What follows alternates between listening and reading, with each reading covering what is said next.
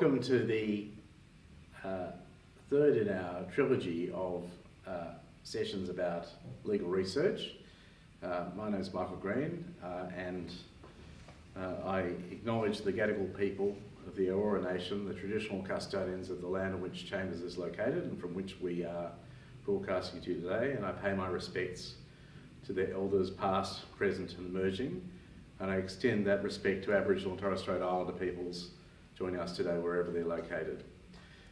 We have a large number of attendees today from all around Australia and some from New Zealand I think as well, so welcome.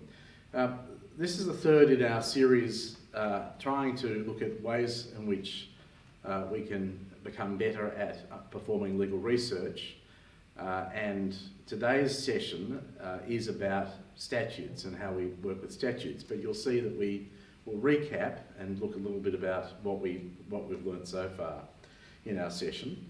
The webinar is available on YouTube. It's being streamed directly to YouTube, and it's also available for those that wish to watch it on Zoom. The YouTube code, I think, is available in the Zoom window, so you simply need to look at the Zoom window to find the YouTube video. And I'm hoping that partway through our session today we're going to have a live cross to Patricia Lane, a member of Chambers here, well, one of the members of Chambers here, level 22, who will talk to us a little bit about statutory interpretation and how that, and her experience with statutory interpretation. She teaches a course at Sydney University on it. All right, let's go to the overview and I'll talk about what's happening today. So today's session, recap, just a reminder, it's available on YouTube, in the YouTube channel, both for Level 22 Chambers and also for Barnett's, for the Jade YouTube channel. We have three parts today. We're going to talk about statutory materials, how to work with them, what they are. The second part will be statutory research tips and examples, and the third will be using the results of a research. And we'll have some practical examples for you, and we'll have a live demonstration of some aspects of research. But you're welcome as ever. This is our second deep dive, and while I use Jade to describe and illustrate the legal research process, we'll also look at the authorised sites for statutes that you might look at around Australia, which are very useful forms to get authorised versions of statutes, and we'll also look at doing the same things in AUSTLI if you wish to know how to do that. You're going to have research questions. We're here to answer them and we're here to look at them, and really the way that we've made Jade better in the past is through participation, through questions that you ask about how do I do such and such a thing within Jade, and then we often endeavour to change Jade to make it easier to achieve that purpose. And so many of the suggestions we've had from previous sessions in this trilogy have made Jade already better. We've made some changes to improve things. All right. And the other reminder is there's no one right way to undertake legal research. There are plenty of wrong ways. There's no one right way. The only way you become familiar with legal research is by practicing it, by doing it, by attempting to do research and then seeing what works and what doesn't. And the best time to practice is when you have a bit of spare time rather than when you're in a desperate hurry to try to find absolutely the right answer to a particular problem, because we get a better feel for it. All right, so what is statutory material, what is not? If we can go to the next slide. After the questions. Sorry, on a recap, let's do a recap first. You'll remember on a recap on page 4, if we could, you'll remember this slide that we had from the first time. I looked a little bit different because I was quite jerky and I moved a lot. We've improved the quality both of the video and the sound now, and my mouth and the words coming out of it should be matched. You remember our 10 points, and moving from the 10 points, I want to now look at the detail of statutory research. And so we'll go to the next slide, please. So there are many reasons to undertake statutory research. We can do it for current awareness. We can keep up to date through setting alerts, doing some comparative statutory work to see what's happening here and in other jurisdictions, and also we might want to have a look at the bills sites within parliaments around the place so that we can work out pending legislation. Now, there are some commercial services available that provide you with updates about pending legislation, things called bills, and also pending statutory instruments. And the Jade system will shortly add that material in as well. So we're in the process of enhancing what you see today in legislation to include that kind of current awareness. But at the moment, the current awareness is confined to statutory material and to statutory instruments and regulations. So that is material that has passed into law or material which has been repealed. The things which are pending or things which haven't yet come into law, that is bills or enactments that haven't yet passed and that haven't yet been documented as pending within a particular legislative instrument, that material is not available yet on Jade, to keep things simple. The understanding pending legislation, of course, is a challenge, and that can often require you to have a look at the bills and to work out something about the stage at which a bill is at in terms of its consideration, whether the bill has passed to a committee for consideration, and whether that consideration has led to any kind of report, and whether that report is with the government to determine. So they're quite complex areas, and we don't have time today to go into the detailed historical work about what turns into an enactment, but we will have more detailed deep dive sessions later about how to do that kind of research once it's available properly on Jade.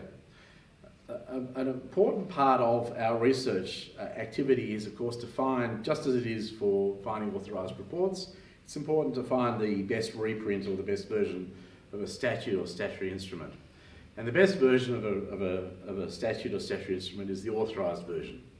And it's very important that if you're working with courts, you need to make sure that you use the authorised version. That's not the printout for Austerley, but that's the version that's available on the authorised sites for legislation. So in New South Wales, that's legislation.newsouthwales.gov.au. We'll provide those links in the materials we provide to you. In the case of the Commonwealth, it's legislation.gov.au. In the case of Victoria, it's legislation.vic.gov.au. And there are various other sites. Each state and territory has an authorised legislation site.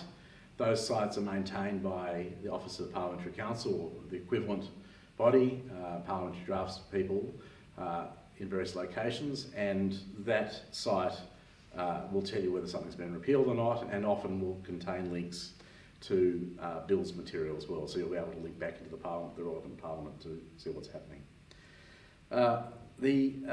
The other aspect of finding the best reprint is often finding the best point in time, the relevant point in time. So often courts will want you to provide either all or some of a legislative enactment as at a particular point in time, and part of the challenge is to work out which bits you need to provide and then how to provide it in the version. Now, it's very easy in the Commonwealth site because there are consolidations at various points in time and you can track through it. It's very easy in New South Wales because there's a historical version in New South Wales, and it's now easier in all sorts of other states and territories, but you need to work out what point in time are you dealing with. The other aspect of that is how to find a statute that relates to my problem. Now, just as we had a problem in searching for case law material just by using full text, it's quite hard to search in statutes for using full text to find a term that covers a particular area. And we're going to use the idea of the searching about goats today. I have a little goat here, but thankfully Jackie Charles, our clerk, has indicated the interesting area of research where a goat appears in legislation, how a goat is managed through legislation, particularly in New South Wales, is quite an interesting story. And you'll find that if you're trying to work out what your rights are relative to a goat, or what your obligations are towards a goat, that can be quite a tricky topic. And amazingly, well, probably not amazingly, you can't just type goat in to a search engine and get a result that helps you immediately. You'll find that the legislation has changed, and we'll do that in a moment. Understanding changes to statutes are particularly important. There are two dimensions to that. One is understanding that a change has been made, and the other aspect is understanding how that change affects accrued rights or prospective rights and entitlements. So does the change have a transition? Does the enactment have a retrospective effect, or do accrued rights at a particular point in time, do those rights continue under the old legislation? And that can become very difficult in terms of thinking about statutes and how statutes operate and how they're deemed to operate. And sometimes you'll find deeming clauses and the like. That's part of the process of statutory interpretation, but it's important to, through the process of legal research, to assemble the right statutory material so you can undertake the process of statutory interpretation.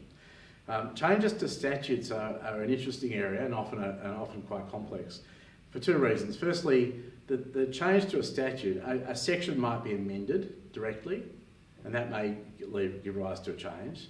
But alternatively, a definition in a statute or a definition in another statute might have an effect of incidentally amending the meaning of the statute you're considering. So it can be quite complex to work out the interplay between different legislative regimes, and you need to be careful to understand how the various parts of a statute might have been amended and what that means for your particular problem. So don't assume that simply because the section you're looking at hasn't been amended that means the Act is exactly the same and has the same effect to a case that you might have found considering that section from an earlier period. Because what might have happened is the definition might have been expanded to include other things, or there may have been other incidental amendments that may have an effect, or there may be pending amendments that haven't yet come in, and so if you're giving advice prospectively about the right to do something, the likely right to do something, you'll find a difficulty. The full text format that's best for court is invariably the material available from the authorised sites, and what we've done in Jade is we've made it so that any time you look at a statute in Jade, just as you can with case law, with legislation, you can click through and get the authorised version, in this case of either a PDF or a Word document, or a link to where you can download it from that exact version you can download from the authorised site. So we always give a link back to the authoritative version.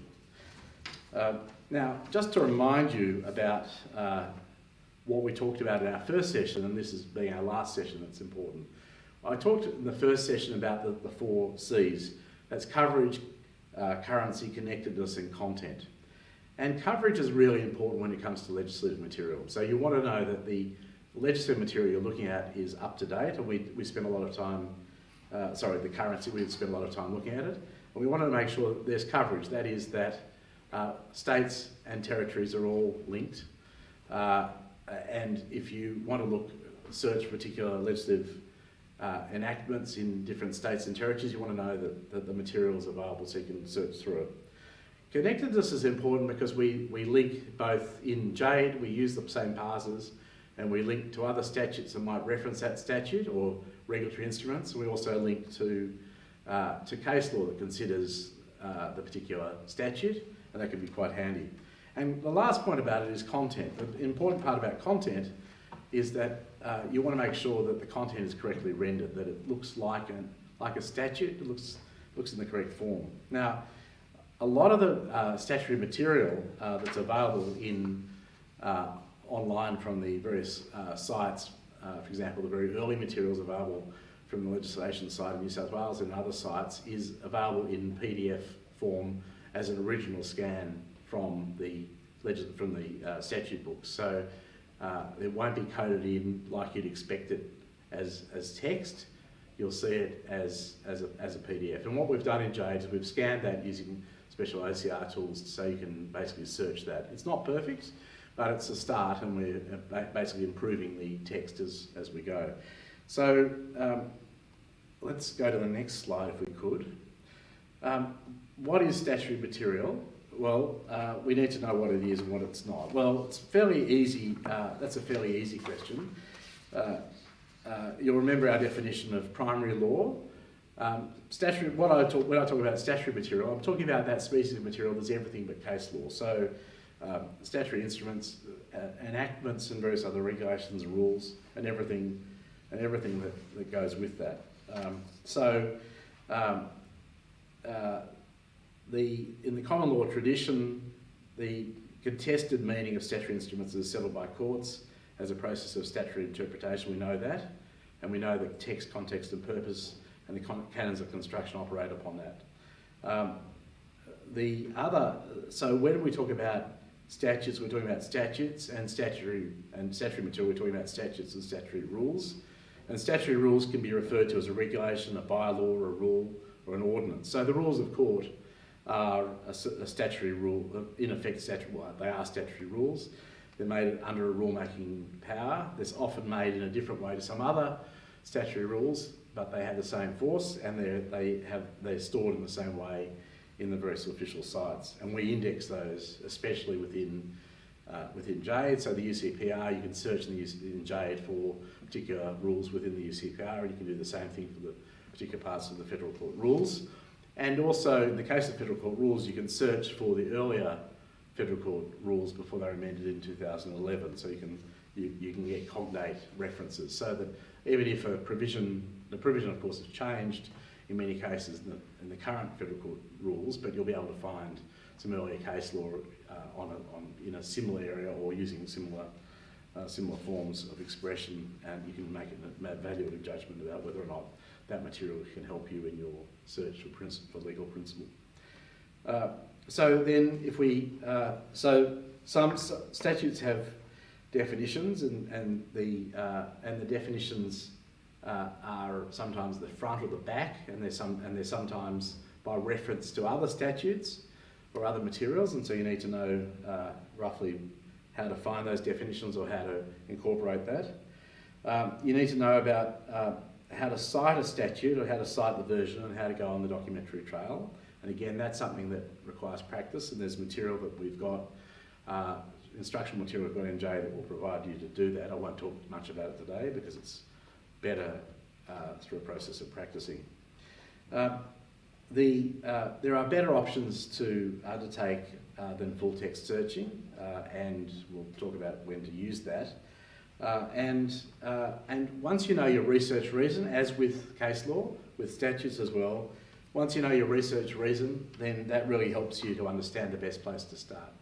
So for example, if you know that you just simply want to find the text of a known section of an Act, you're not interested in the history of the provision or the history of the Act, you just want to know what, for example, section 136 of the Evidence Act says, in, say, the Commonwealth Evidence Act, New South Wales Evidence Act, or some other Evidence Act that happens to be the Uniform Evidence Act. You want to know what that says, you simply can type in section 136 of the Evidence Act 1995 CTH in Jade, and that section will pop up. So you can quickly get to the particular provision if you need to see it. And as with case law, you can look at the whole Act, and we're working on ways in which there'll be section viewers. So it's similarly to Austlii, where Austlii by default pops up a single page for a particular section of an Act. If you click through from the index of an Act in Austlii, we're doing the same thing to make it easier to work with statutes within Jade, and that gives us some other features we'll make available in that way. I've already mentioned authorised and unauthorised versions and annotations. When you're working with things like annotations to, say, the Australian Consumer Law or the Competition Consumer Act, which has the Australian Consumer Law as a schedule to it, say Miller or other services that are publications, just be careful that you're checking against the authorised version to make sure that the version that you're looking at is the current version. So while those services are quite handy to compile cases that might be of interest to you, just be careful that when you shouldn't cite those annotation services as an example of the Act to courts. You should go and find the authorised version in its pure form. And so too of, say, Odgers on the Evidence Act or the Uniform Evidence Law or other compilations. It's dangerous to do that. You'll need to check things. All right. Well, if we go to the next section. We've already covered this, but we want to make sure that we understand that there are there's a wide range of material. It comes in a wide range of forms, comes in a wide range of typesetting, and it has quite a different layout. You'll find to the layout of a case, of course. There's of course the introductory section to an act, which gives you something clue about the history of an act and how it came to be made. And the most important part of an act is in fact at the end, where there are notes that give you quite detailed information about the history of the amendments to sections and parts and divisions. And we replicate that in Jade graphically, but it's always important, you should always look at the end of an act to see the history, and you should always, if you're looking at a section of the act, to check how it's been amended or what its history is, if you're particularly interested in it, and of course if it's for the purpose of getting a better understanding of historical versions. And the reason for that is if you get the most recent version of the Act, often when you're advising about something, you are really looking back in time. You're doing time travel. You're not talking about the present, you might be talking about a period in the past, and it's Murphy's law of statutory interpretation that frequently acts will change at exactly the moment that matter to you, and you'll find that if you simply give advice based upon the first bit of legislation that you turn up, you may find yourself in a world of danger. Now, if we can go to the next page, please. So there are some acts that you really should keep in mind at all times. There are the interpretation acts. They're like the super acts that supply meaning and definitions to other acts without the need for those acts to have that material in them. Now this, you might be able to see it on the screen, but it's quite fine. But this is a good example where full text retrieval won't always get you if you searched on interpretation, you would get everything but the ACT, because that's called the Legislation Act. But the other acts, all of the other acts, are all various versions. They all have a similar heritage, but they're all various versions. And depending upon the moment in history that the particular act was made, they either are called the Acts Interpretation Act in the case of the Commonwealth, and of course that's been amended very many times since to add additional bits in and to make important legislative changes. In South Australia it's called the Acts Interpretation Act 1915. In Tasmania it's the Acts Interpretation Act 1931. Queensland it's the Acts Interpretation Act 1954.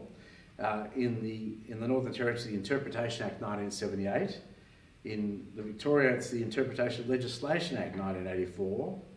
In Western Australia it's the Interpretation Act 1984. In New South Wales it's the Interpretation Act 1987. And in the ACT it's the Legislation Act 2001.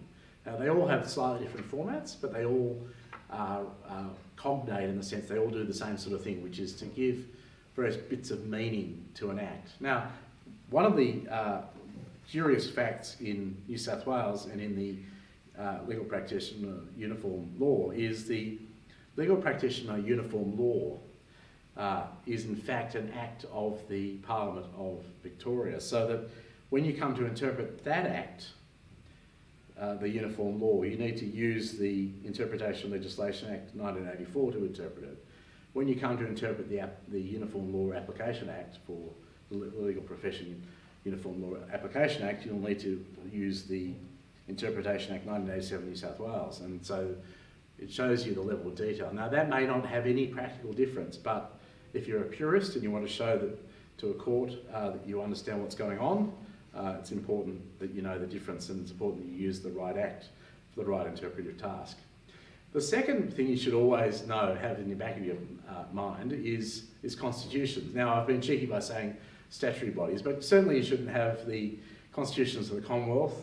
Commonwealth Constitution, of course, is a critical constitutive document. You should know something about the constitution of each of the states and the various foundational documents of the territories as they achieve self-governance, which are offered in Commonwealth Acts, of course. And you should, if you're dealing with statutory bodies, you should know something about the constitutive documents that led to the founding of those bodies. And they are, if they're statutory bodies, you'll find them in an act. But you might also find them frequently in subordinate legislation of various kinds. So you need to know something about that. You also need to perhaps spend a little bit of time knowing something about the Judiciary Act as a pleasant reading exercise, because it helps you understand something about federation, also something in parts of it about how laws are to be applied, federal laws to be applied in the context of the federation. And you should spend time with the rules of court, because the rules of court around Australia and rules of court in different courts are quite different. There are similar themes, but they use quite different language. So until you have a feel for what the legislation, what the rules of court are, you can often, using full text, you may miss a particular part of the rule that you wish to find. And that's really why one of the easiest ways, one of the best ways of looking through legislation is to start with the table of contents, or start with the index at the front of contents at the front of the Act. You'll get a feel for the organisation of the Act, how it's organised, which bits might be relevant. The other thing about a statute is always make sure that you look at the miscellaneous provisions. The bits at the end are often quite important and can quite modify what you think of the ordinary operation of the rest of the Act. So a pro tip, do that. Another pro tip is don't expect that every statutory instrument, that is every statute or regulation, will ever be considered by a court. The vast amount of statutory material means that that won't happen. And one of the challenges of the researcher, when you're dealing with researching statutory material and also trying to do legal research in relation to statutory material, is to find cognate legislation that may have been considered. That's similar words and phrases that may be relevant to the question you're being asked about the meaning of a word. Of course, text, context and purpose means you need to look at the instrument itself, but you can often find some useful ideas in case law that might help you in how you go about reasoning about what the meaning of a particular term is. So, of course, don't assume that a word X, let's say dog, means dog in every statute and therefore it's universal. Of course, if the word dog appears in the Acts Interpretation Act, then you would be able to say that meaning will apply unless a contrary intention appears. But otherwise, you are limited to thinking about the meaning of words in their context in an act, and that can lead to quite different counterintuitive results. I mean, common sense always applies. Statutes are written in English. Common sense approaches apply to that, but at the same time, there's always the creativity of a lawyer and how one comes across in relation to that. All right, so then the next slide, if we could, please. One feature of modern statutory material is that statutes cover multiple, that's omnibus issues, and they consider them in different parts. So that's the first point you need to know about. The other thing you need to know about is is that often you'll find, if, for example, if the name of an organisation changes, and that organisation appears in multiple statutes, there'll be an amending act that simply changes the meaning of, redefines that entity across a whole number of different statutes. Now, those acts, those amending acts, can be very useful to see if you didn't have full text search, or if you didn't have the ability to search using electronic means. Those acts can be very useful ways of finding where a particular body is referred to in different legislation and getting an idea of for example, the regulatory extent of particular operations of particular organisations. So you can use those amending acts to get a feel for legislation that might be of relevance to you that you didn't know anything about. But the other way it's important is that in omnibus legislation, say the Broadcasting Services Act, there's a whole lot of sections to that act that aren't really, they are related to broadcast in the broader sense, but you'll find that certain practitioners will need to look at certain parts of it, not others. And it's true of a whole lot of other legislation. The Telecommunications Act is now a sprawling mass that includes all sorts of matters relating to telephonic services because of constitutional power, but it also, of course, has a much wider remit to a whole lot of areas, data retention and the like. The other thing you need to know is drafting practices are vertical and they're not horizontal. That means that you'll find there's an attempt by Parliamentary Council in each state and territory to maintain a consistency in language over the generations if they can. There'll be changes made to improve the clarity and of language used in statutes, but you'll find that there's a reluctance to make too much change because phrases are used consistently, and if the same concept is used in a different act, then the idea is that there'll be a consistency of language, and that's a great discipline that Parliamentary Council use. You also find that there are quite different writing or drafting styles in different parts of Australia. That's no criticism, it just means that you'll find that there are different terms of phrase, different expressions. Some of that comes from the fact that the Interpretation Acts have pick up different phrases, and so therefore different words are used for that reason. But there is a consistency, but it is a it's a vertical consistency, not a horizontal one, which means that if you're searching, you should look in the legislation in particular jurisdictions to start with, get a feel for it, and then branch out. If you're trying to do a research to see what are the legislative provisions in relation to something across Australia, as with case law, often the fastest or the best way is to look at some secondary legal materials to get your bearings, particularly in complex regulatory areas such as, for example, energy law, or in, for example, the regulation of pharmacies or the like. You can find that secondary material can help you get your bearings. But again, you need to always ground truth that. You always need to come back to checking that material in the primary materials if it's critical and it's important. Don't assume that between the time that the secondary material is produced and the time which you need to use it, there hasn't been a change, because there is a large amount of change all the time. The last point is about the drafting practices. Is it can be hard to find definitions, because even in say the Commonwealth, there was a period of time where the Commonwealth, the Evidence Act is an example of this. In 1995, the practice was to put definitions at the end of an act.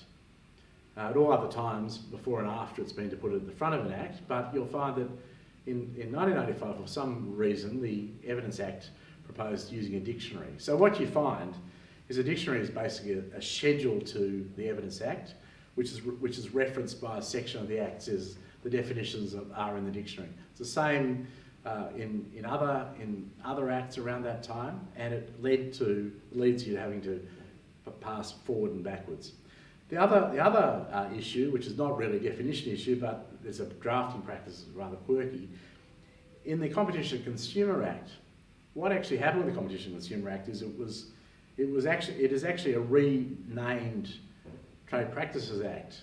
So the Trade Practices Act 1974 became the Competition and Consumer Act 2010, and what then happened is, in a schedule to that act, the provisions that used to relate to Part 5, the consumer protection provisions, were reenacted with sectional changes as a schedule to the Competition and Consumer Act, and that schedule is called the Australian Consumer Law. Now that's incredibly hard for people within Jade to model, but it's also very hard. It's very hard for courts when initially the Australian Consumer Law came out to work out how to refer to it. Does one refer to it as Schedule 2 to the Competition and Consumer Act, or does one say the Australian Consumer Law? So in that transitional period, when courts were becoming familiar with how to refer to it, we're now well past that point, people had trouble about working out how to cite it. And you'll find that it's quite hard. If you're looking for references to, say, Section 18 of the Australian Consumer Law, it's quite hard to find that in the early stages after the Schedule 2 came into being. And of course, if you're looking for a heritage of an act, and you're looking, for example, for cases on Section 52, you'll need to know how those things map. And so there are systems available, and of course Jade provides some of that, and other systems provide that, where there's a mapping. So you can find if you're an older practitioner, what's the new reference to Section 52? But if you want to know what was the earlier case law that developed from 1975 or thereabouts through to the change of the regime with the renaming of the Act, that's important. The other fun fact is in New South Wales, the Gas Act became the Electricity Act, and the Electricity Act became the Gas Act, or vice versa. I can't quite remember how. And one of the interesting points about that is that if you're searching through acts can change names. So if you're looking for an act, it's within the power of Parliament to change the name of an act, to give it a different date and the like, and it can be quite tricky to work out how that fits together. And it can be devilishly complex if you're trying to find references. So if you're trying to find a reference to, say, the Gas Act, because the section, you want to find a history of the use of the section, and you're looking before it changed its name to the Electricity Act, you need to search for Gas Act and vice versa. So there are those challenges. Now, they're not everyday challenges, but they're the edge cases that make it important to know something about how to do statutory research and to understand that acts can change their name, they can be repealed, the other acts can be lobbed into their place, it can be very hard to find things. The last point about it is the Henry VIII clause, which is a provision that allows for delegated legislation to override primary legislation. So it's a rule-making power that basically allows the rule-maker, the delegate to change the primary legislation, or to not change the primary legislation, but to enact something that goes beyond or is inconsistent with the primary legislation, which of course you can understand has issues for the limits of executive power, or removing limits of executive power or parliamentary oversight. They're regarded as troublesome provisions, but you find them in different locations, and that can be why it can be quite difficult to find what rules that are made. You may need to look only in the regulations to find changes in rule-making powers where the Act itself gives rise to a Henry VIII clause. That's a research challenge. You'll find, if you look for Henry VIII clauses, you'll find recent discussion in the High Court about them, and you also find, of course, discussion in a lot of literature and parliamentary reports about the danger of them and the undesirability and why they're a bad thing for a democracy. We go to the next page. So, what are the features of statutory instruments? Now, this is where we're going to jump off shortly into a demonstration to show you something about the features of statutory instruments.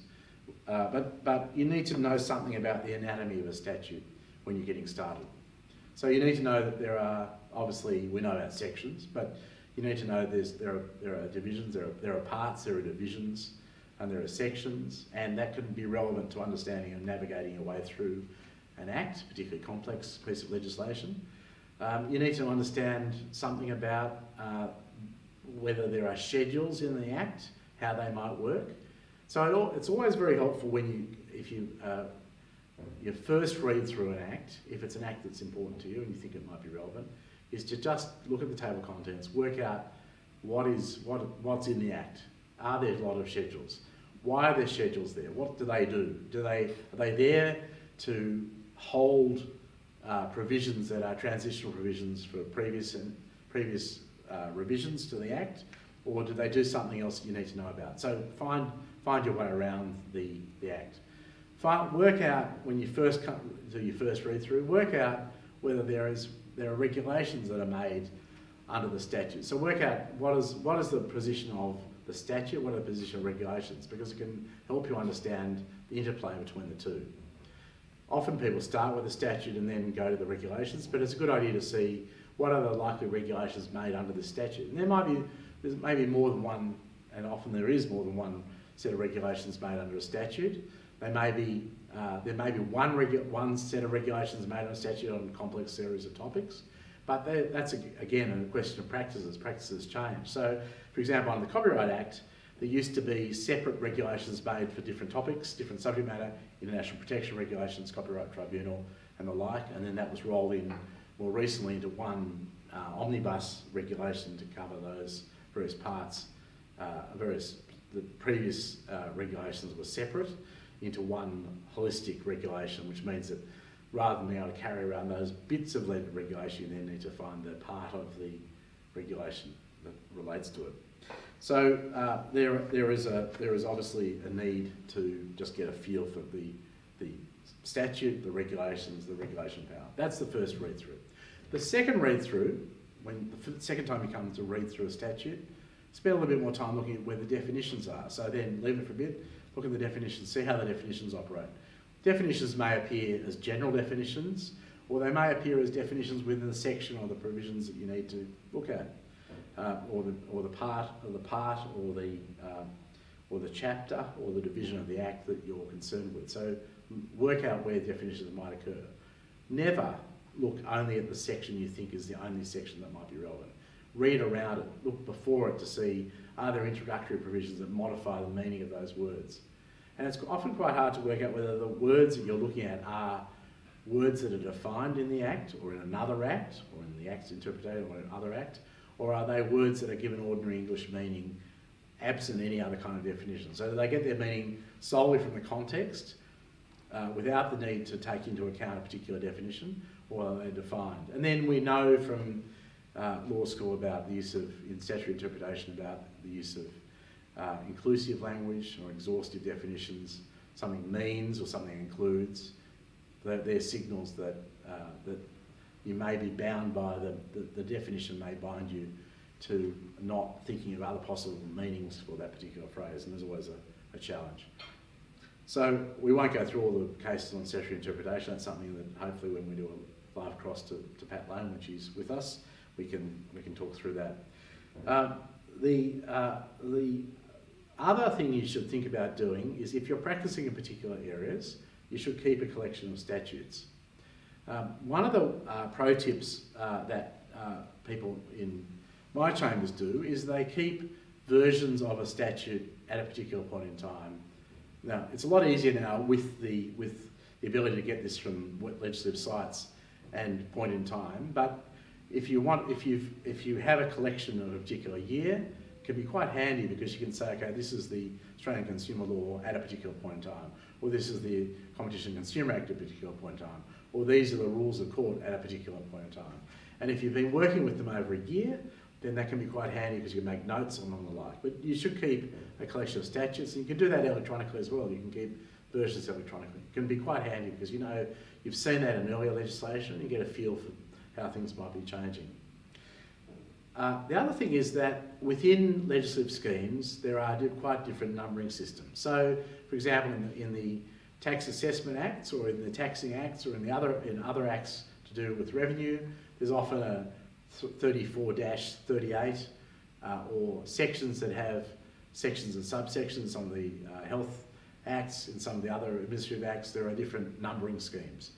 In, for example, the Copyright Act, there's the use of the famous 135ZZZM, or those sorts of long numbers where if there have been insertions, those insertions have alphabetical addition. So, 13AA, 13AAA becomes before 13AA, and so on and so forth. So as people insert things, they use conventions to insert longer letters. Now, the problem about those kinds of extensions, of course, is that those numbering schemes, if you miss a Z of the ZZZM, you can be in quite a different section. So you need to be careful about properly transposing those section references and making sure that you are careful when you are citing them. But again, numbering systems are different, and that can be quite a challenge, and has been quite a challenge in Jade to try to deal with it.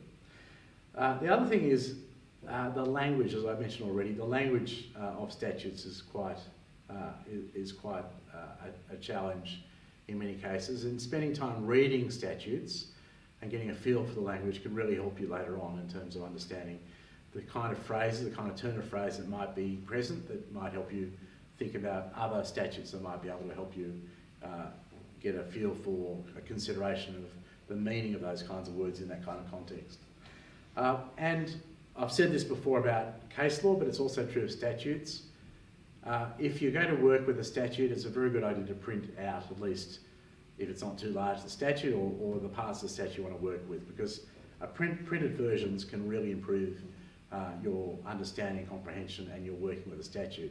And for whatever reason, many people say that using a pencil with the printed text of a statute can be a much easier way of getting some inspiration. But again, with tablets, with handhelds, with iPads, with Android tablets, often the paper and online version are just as good. But the ability to mark up or line and those sorts of things can be quite handy. All right, so let's move to the next slide, and then we'll go to a demonstration, if we may. So you remember about the geographical and temporal dimension of research. It's of course very true in the case of statutory material as well. The definition of, so knowing what the time, having a chronology to know what is the relevant time, what is the relevant place, which territory, which state, where the events took place, is a very important matter. And you need to understand something about transitional provisions. We're going to talk about that with a live demonstration. So I think what we'll do now, given the time, is we'll take a quick break. The reason we take a break now is so that you can, because these are interactive sessions, if you want to put through some research questions you've got on statutes, we'll endeavour to work through those. Jackie's on the controls and she'll be able to feed those through to us, and we'll work through some research questions. But we'll take a 5-minute break, or we'll take a 10-minute break, and we'll resume at 5:30. Thanks very much.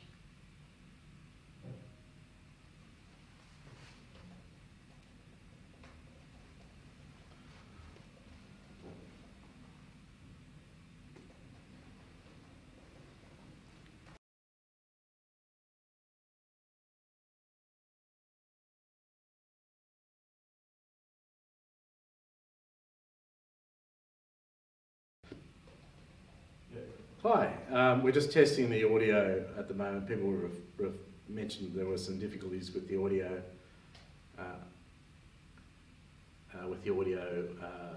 through Zoom. One of the reasons we've changed this week to using YouTube is the quality of the YouTube sound and the images in YouTube are better. So that's, if you're having a problem where you think I'm standing at the bottom of the well, rest assured I am standing on level 22 chambers. I'm not at the bottom of the well, and if you can't hear me clearly, please switch over to the YouTube page, which is streaming. Jackie is sending the YouTube details inside the Zoom chat, and you'll find it, I hope, better. All right, well, let's get started.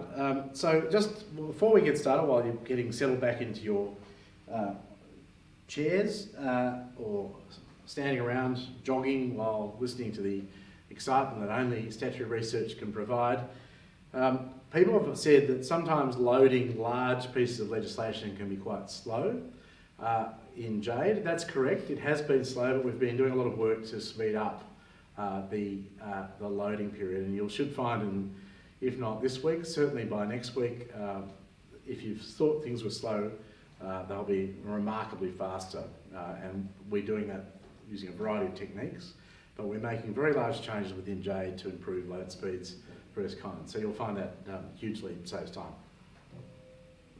Now, one of the playful ways, just to show you how we do legal research, if in Jade, imagine I type the word goat into the Omni box, in the Jade Omni box. That's the thing at the top, and Nick is going to type in goat and press enter. And you'll see that there are, no, not great, but goat.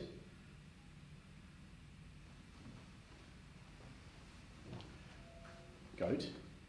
Yep, enter. Oh, sorry. Goat search. We wanted a goat search, please.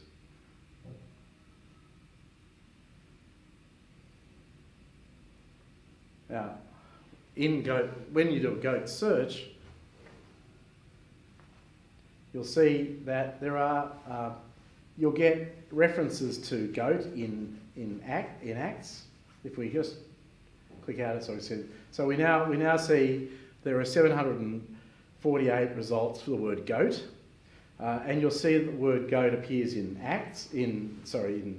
decisions, and you'll see the Dog and Goat Act of 1866 and 1898. Now let's go to the Dog and Goat Act of 1898, the famous 1898 Dog and Goat Act. Now, what I want to show you there is this act has been repealed, but it's in Jade, and you'll see, remember I said before about how we do OCR, we've done an OCR, but if you scroll down a little bit, you'll see the original text of the Act in its original form in the statute book. So that's what an Act looked like in 1898, how it was written. They're printed, they use big letters at the beginning of the paragraph, so to indicate beginning, through a drop cap of the kind of B, being enacted by the Queen's Most Excellent Majesty, and it goes on. So there are sections, there are parts, there's a preliminary description, and there's a material on the right-hand side of the Act which you'll find in some other states and territories in Australia. So, for example, Victoria still uses this where there's commentary. So if you look at Part 2 of that Act, next to Section 2, you'll see that there are the cognate statutes that this section was based upon. And you'll see that if you wanted to look at the original English statutes, you can look at them, and they of course have what are known as regnal, R-E-G-N-A-L years. So the way that statutes used to be referred to before the use of the short name of an act was to refer to the regnal year and the chapter within the Acts books. And so you can see 6 William IV, number 4 is the 4th Act of the 6th year of the reign of William IV, and sections 1 and 19 are relevant. And also the 6th Act of the 39th year of the reign of Queen Victoria, section 4.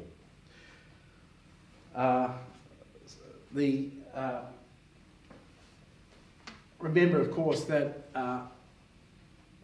that you'll then have to go and do your own research in other areas to try to find that. But that's an example of material that's additional to the Act. Now, the Dog and Goat Act of 1898 was repealed by the Dog Act of 1966. And if you're looking for what happened after the Dog Act of 1966, you'd need to look to the Animals Act of 1977 and the Companion Animals Act of 1998 to see how the Dog Act of 1966 was handled. So what's progressively happened is simply searching for goat, you're not necessarily going to find how goats were regulated and what happens with goats. But you probably do need to know about the Dog and Goat Act of 1898, because you'll see that on the right-hand side that this Act has been cited.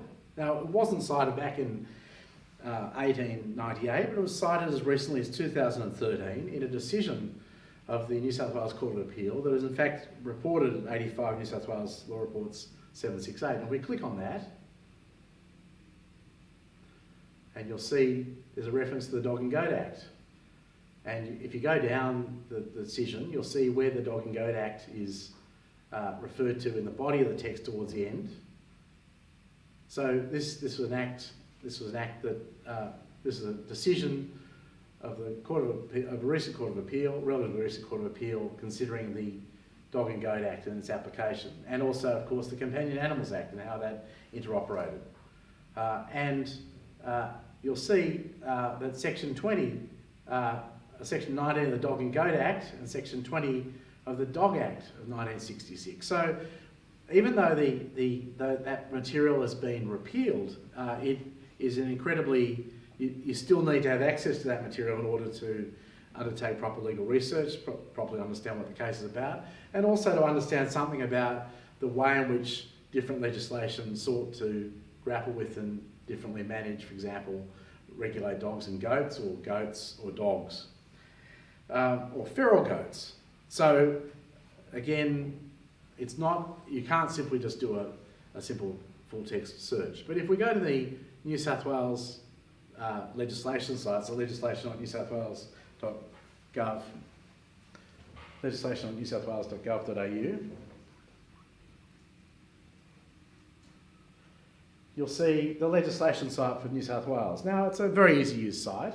If we want to do a search,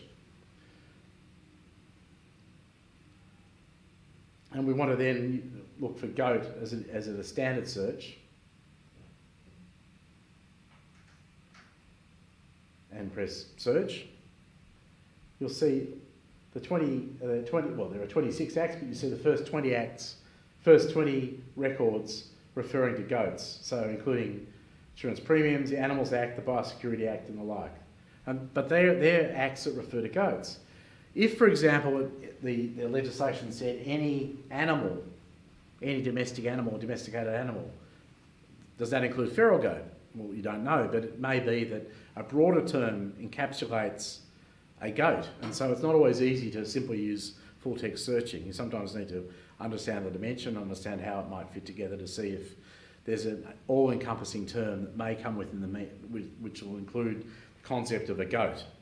So a companion animal can, of course, be a goat, because there's an extensive, wide-ranging definition of companion animals. Then there may be other regulations that determine whether a goat is included in a particular act or not. I don't want to go on too long about goats, but I just want to talk about that. But also you need to understand that if you only search in, if you search in the repealed legislation as opposed to the enforced legislation, if you go back again, please, Nick, and just run another search. Go back one more level, and you see if we go for repealed and put acts, we check the checkbox at the top. Yep, there we are. And then run goat again. You'll see that the Dogs Act 1966 is there, but but you don't see, if you go further down, you don't see the Dog and Goat Act. So it's quite risky. It's quite risky to use these sites without knowing that there may be other legislation that doesn't come within the material that's included on the site, because it may be not yet digitised or made available.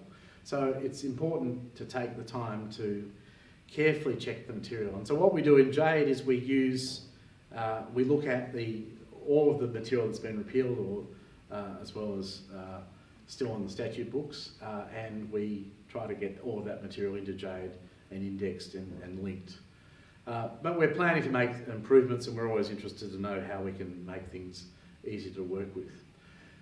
The other aspect of that kind of searching is in New South Wales, when an amending act, because of the Interpretation Act in New South Wales, the effect of the Interpretation Act in New South Wales is that as soon as the Parliament has passed an amending act, the amending act itself is repealed. And so it's very hard to find what the amendments were to an act if you use the New South Wales legislation side. It can be quite tricky. Again, it's easy to show in examples, and we're going to do a deep dive into that in a separate session. We won't go into detail today because it takes, to give you an illustration of that, it's easy to show you as a purpose-built video, and we'll do that in forthcoming videos that people can download from the Jade site. But you just need to know that different states have different methods for repealing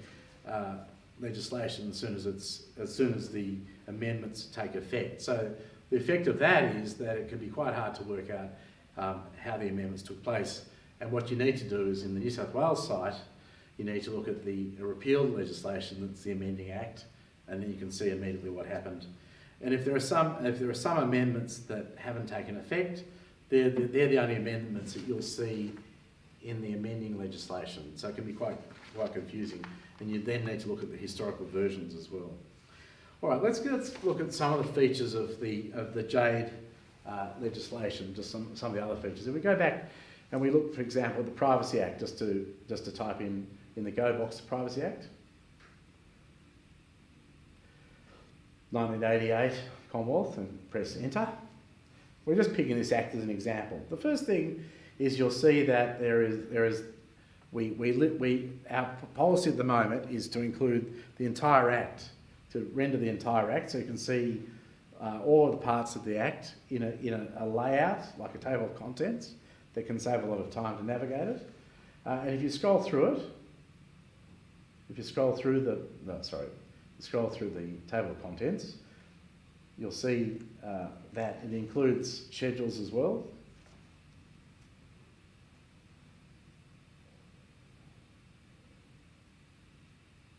So it's a large act, and one of the most important things in the Privacy Act is the schedule about Australian privacy principles.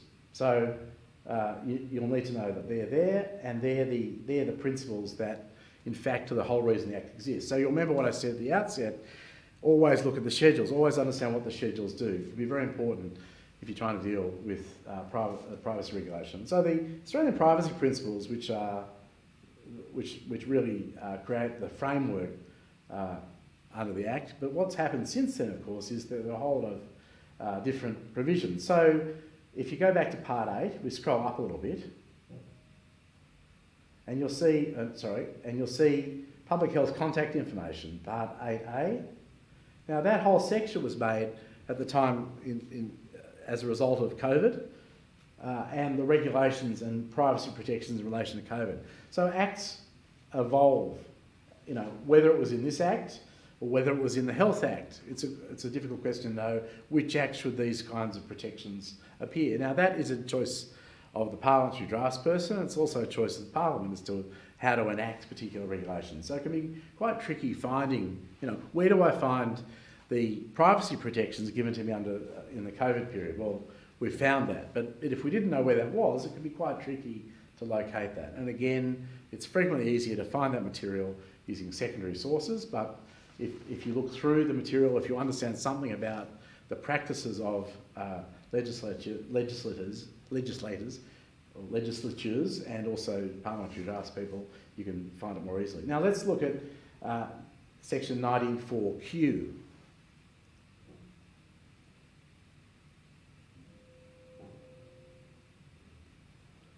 So 94Q. Now, what we've done in Jade, in the legislation, is we've looked through and we've worked out which provisions have a definition, and we've shaded those.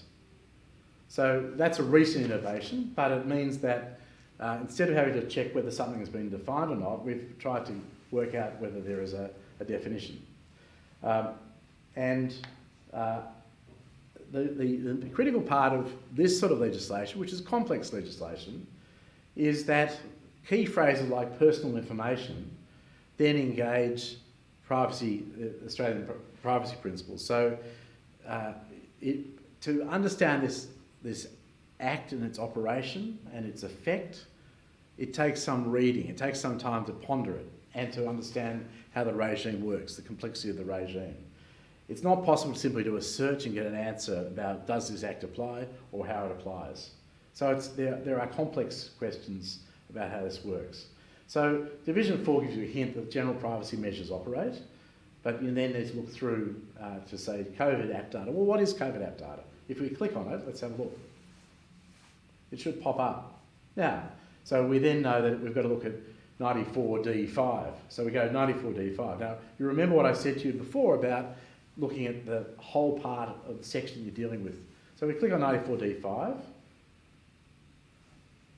and that will just jump immediately. It should jump in a second once it's loaded. Oh. May just be a delay. If we go to 94D5, I'm sorry about this, but generally it should load, and that's so 94D. 94D. So 94D5, we go down to 94D5, and you'll see there's definition is relating to a person. Again, we've tried to indent, but we don't always get it right, and we're obviously working to ensure that the indents work better. If we wanted to see this whole act, if we go scroll to the very top of the page, you'll see on the right-hand side there are 2,056 citations to this act, and these are kept entirely up to date. And most recently, of course, the full court, the federal court in 2020 this year has a decision. If we click on that, you'll see which is the most recent citation, where there's a reference to the Privacy Act in the context of industrial law.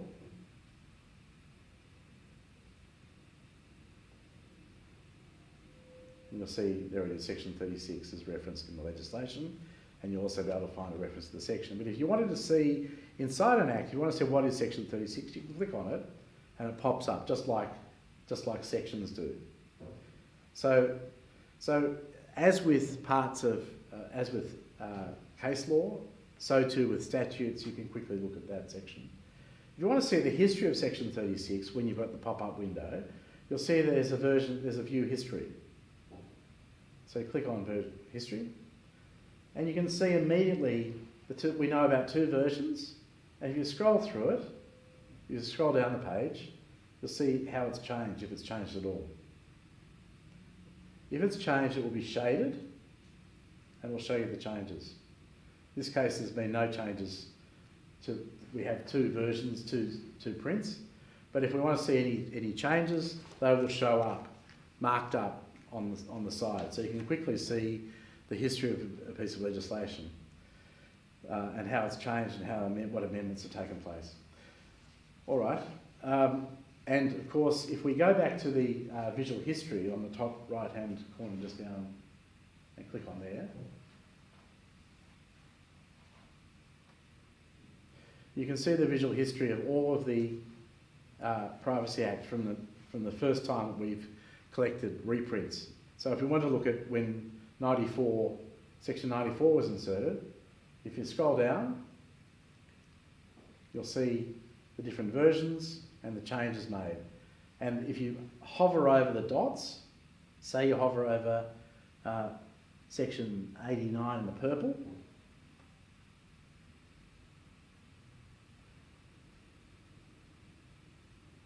in the purple, or go into the green. If you go further up in the green, the public service changes, you'll see again changes, what the change was when the change took place, and what the change was. So if we click on Privacy Amendment Enhancing Privacy Protection Act, we click on the green part of that, you'll see that act and how that act has changed.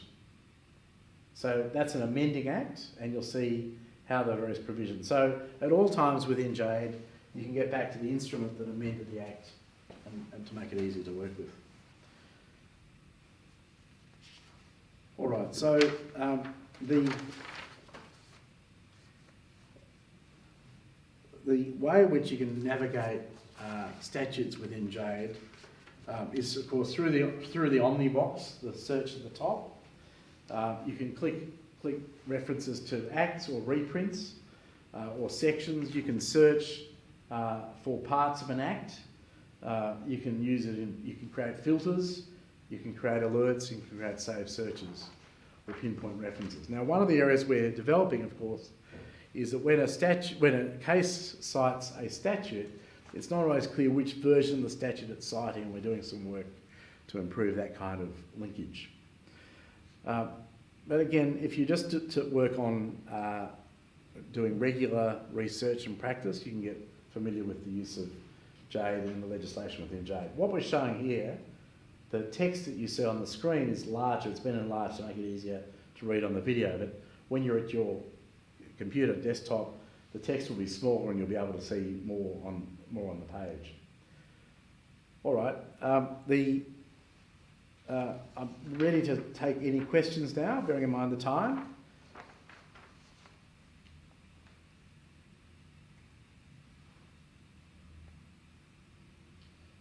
I'm just sending through. Questions? So we have some questions coming in. Good. Some questions?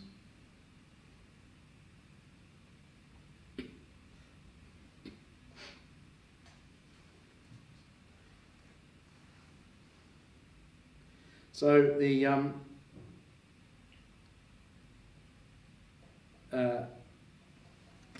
I've already answered the questions about large acts. Large acts, we're working on improving the load speed of large acts, so we're doing some work to improve that. So that's going to be particularly with rules, with sections. If you're doing shorthand searches, for example, if you want to search the ACL section 18, you can type ACL space S18 or section 18 of the ACL or section 18 ACL. So you can actually, in the Omni box, find sections really quickly and load those. A great feature that we've got is in the Evidence Act, because the Evidence Act, so the Evidence Act is a good example where there are six Evidence Acts that are all cognate. They all have the same sections and pretty much have the same parts. The Evidence Act, so there's the Evidence Act Commonwealth 1995, there's the Evidence Act New South Wales 1995, there's the Evidence Act 2001 Tasmania, there's the Evidence Act 2008 Victoria, there's the Evidence Act 2011 ACT, There's the Evidence National Uniform Legislation Act 2011, Northern Territory. Now, say you wanted to look at the business records part of any of those acts. If you were doing it in the old way of searching using full text searching, you would find the Evidence Act 1995 Commonwealth, Section 69. But what you really want to know is, given that they're the same provisions, identical provisions, you want to know what is the most recent consideration of Section 69 of the Evidence Act, regardless of which particular enactment it's in. And so there's an opportunity to do that in Jade using cognate sections. And we'll just do that now as a demonstration. Nick's going to pull up Section 69 of the Evidence Act in our demonstration in Jade, and then we're going to look at that.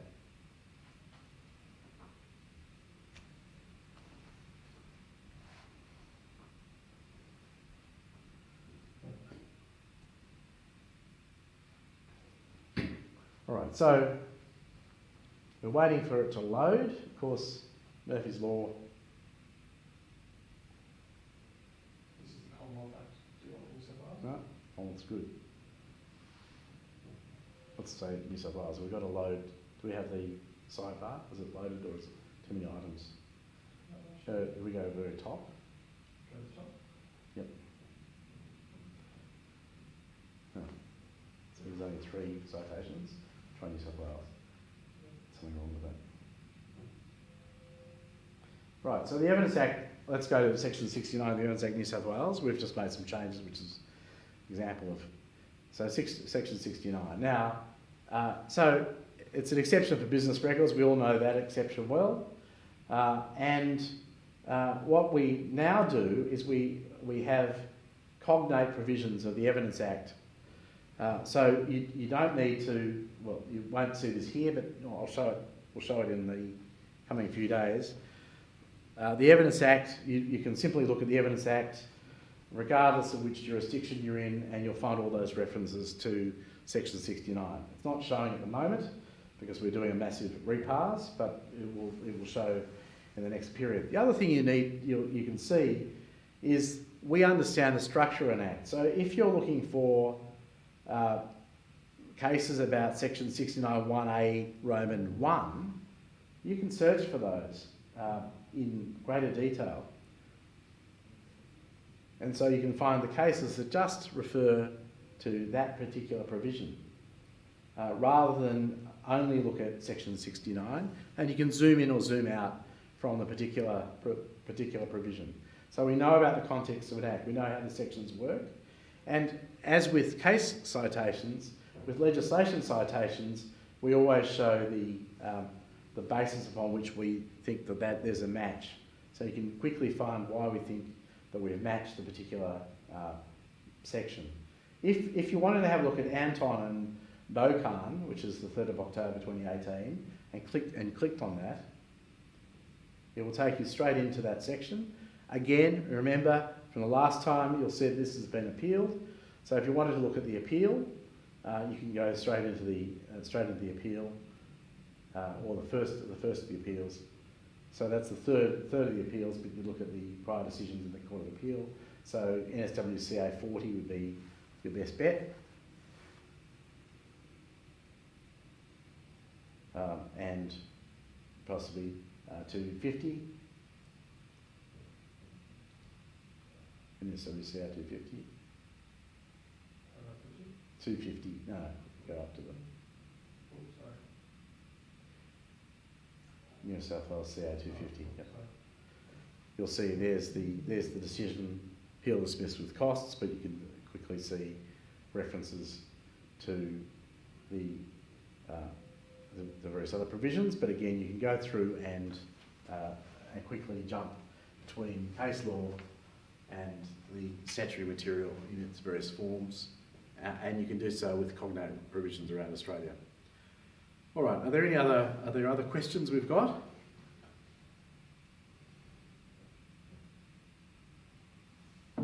So the question was, is the amendment visual history comparison available in all jurisdictions, just Commonwealth? The answer is it's progressively available in all jurisdictions.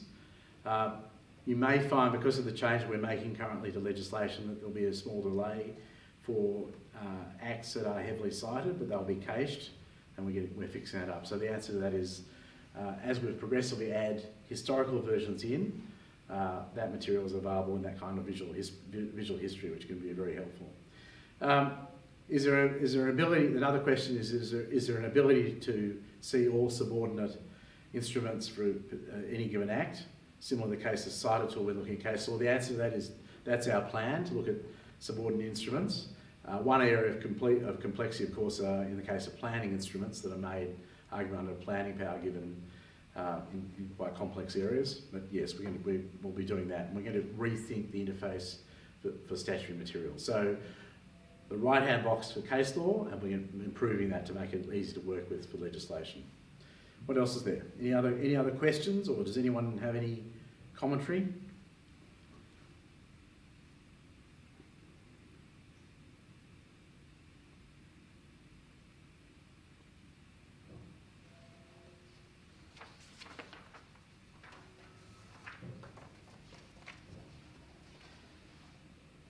All right, well, so the first point is always check that the legislation you're working with is the legislation you need. That may sometimes mean that you need to look at repealed legislation because you may be considering something in the past. So bear that in mind. It's not a bad thing that something's been repealed, you just need to know that you've got the right instrument you're considering. It can be quite a challenge to work out what is the particular statutory instrument that is being considered by a court if you're trying to work out what was really considered, what principles were considered, whether they have a binding force, and that can be quite a challenge. For example, in intellectual property cases, it can be quite a challenge to work out the earlier acts, the 1955 Trademarks Act, for example, rather than the 1995 Trademarks Act, to work out how those acts interact, and we're working on improving that kind of linkage through cognate provisions as well. But as with everything that we've done with Jade, if there are things that you think can be improved, or you have ideas or things you'd like to see happen with it, please let us know. We're looking at statute collections for particular practice areas, or particular areas of practice, I should say, and that's an area where then you can get a compilation of materials that you can find easier to get your bearings if you're looking, for example, about goats and you wanted to know about all goat law. But more simply, for example, if you were looking in areas to do with, say, energy regulation or like, you'd be able to find that material collated into one spot. We're starting with court materials of court, materials for rules of court and the like, but we're working in relation to other areas. So if you have particular practice areas that you're very interested in seeing us provide collations of statutory other material in relation to it, please let us know, and we will perhaps enlist your assistance in giving us some advice about what should be in that grouping.